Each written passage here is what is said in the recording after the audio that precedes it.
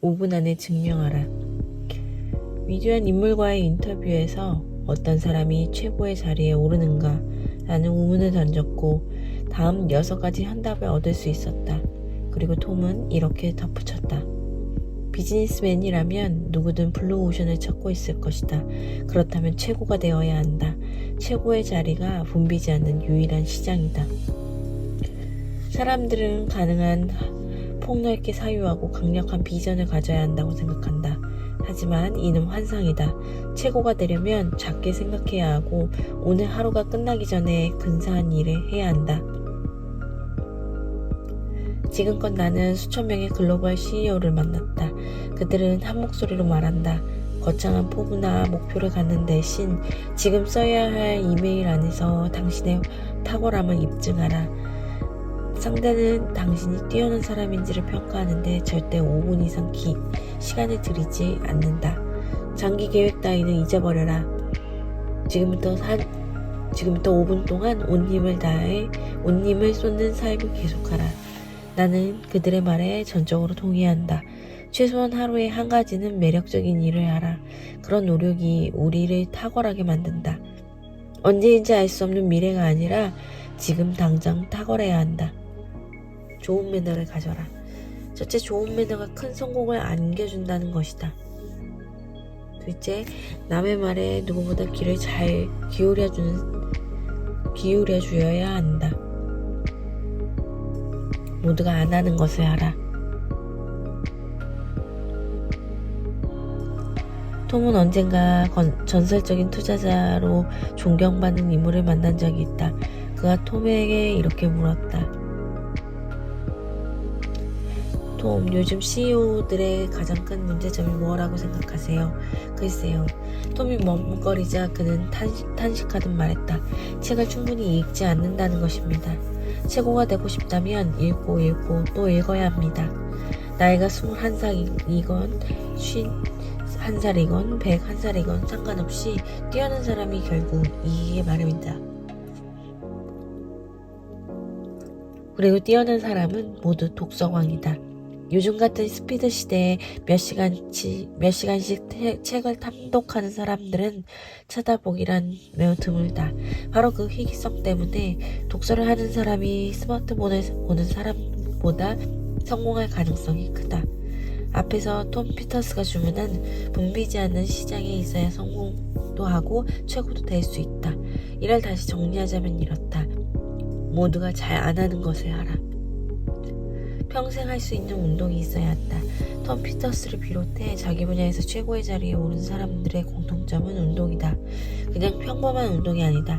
평생에 걸쳐 꾸준히 하는 운동을 하나씩 갖고 있다.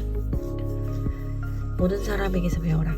낯선 환경에서도 인간적인 모습을 보이고 모든 사람에게서 교훈을 얻고자 할 때 비로소 우리는 한 걸음 성장한다고 믿습니다. 성공이란 답을 알고 있는 낯선 사람을 얼마나 많이 찾아낼 수 있느냐의 싸움이더군요. 성공하려면 우리는 모든 사람을 찾아내야 됩니다. 모든 사람에게서 배울 줄 알아야 합니다. 낯선 사람을 환대하라. 그는 당신을 돕기 위해 신이 보낸 천사일 수 있다. 인생은 둘 중 하나다. 팀에 따르면 무척 복잡해 보이는 문제들도 천천히 해제하면 결국 합리적인 의사결정자와 원숭이 간의 대결일 뿐이다. 살아가면서 우리는 끊임없이 고민을 빠뜨리는 것은 언제나 둘 중 하나의 선택이다. 지금 이것을 할 것인가 아니면 나중에 할 것인가. 창의적인 결과를 얻으려면 뭔가 독특하고 예술적인 시공간이 필요하고 남다른 일상을 살아야 한다고 굳게 믿었는데 완전한 착각이었다. 영감을 얻으려면 아주의 길이 아니라 마의 일을 가야 한다는 생각도 강박에 불과했다. 과정은 아무래도 좋다. 중요한 건 결과다. 내가 그 블로그 글쓰기를 시작했을 때 가장 많이 들었던 조언이 어떻게든 규칙적으로 글을 포스팅해야 독자들이 끊이지 않는다였다.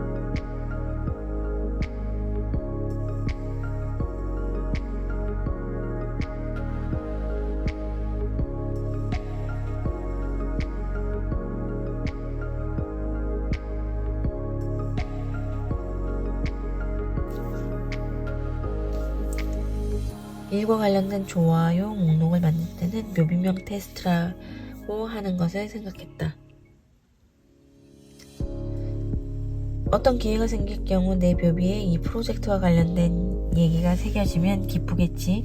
자문해보는 것이다. 만약 명확하게 아니다라는 답이 나온다면 그 일은 나한테 별로 중요한 일이 아니라는 뜻이다. 자신의 묘비명을 생각한다는 것은 소름 끼치는 일이기도 하지만 한편으로는 주위의 소음을 모두 차단하고 매우 집중된 관점에서 자신의 일을 바라볼 수 있는 좋은 방법이기도 하다. 그러면 내게 정말 중요한 일이 뭔지 깨달을 수 있다. 묘비명 테스트는 내가 할 수 있는 가장 뛰어나고 독창적인 창작 작업이 내 시간과 노력을 집중해야 한다는 사실을 일깨워준다. 인간관계와 관련된 좋아요 목록의 경우에도 임종 테스트와 같은 비슷한 실험을 적용할 수 있다. 임종 테스트는 다음과 같이 두 가지를 하도록 밀어붙인다. 또 한 가지 명심할 것은 싫어요 목록에 있는 일들을 휴지통처럼 방치하지 말고 세심하게 살피라는 것이다.